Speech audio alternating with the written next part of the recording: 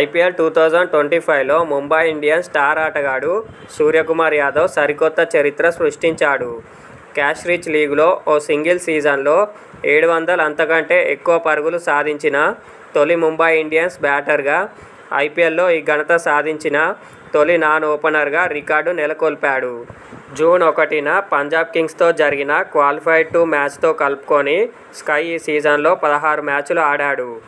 ఇందులో 167.92 స్ట్రైక్ రేట్తో 65.18 సగటున 5 హాఫ్ సెంచరీల సాయంతో 717 పరుగులు చేశాడు. స్కై ఈ సీజన్లో అత్యధిక పరుగులు చేసిన ఆటగాళ్ల జాబితాలో రెండో స్థానంలో ఉన్నాడు. సూర్యకుమార్ తర్వాత ఓ ఐపీఎల్ సీజన్లో అత్యధిక పరుగులు చేసిన ముంబై ఇండియన్స్ ఆటగాడిగా సచిన్ టెండూల్కర్ ఉన్నాడు. సచిన్ 2010 సీజన్లో 618 పరుగులు చేశాడు. ఈ సీజన్లో స్కై సచిన్ రికార్డును అధిగమించాడు.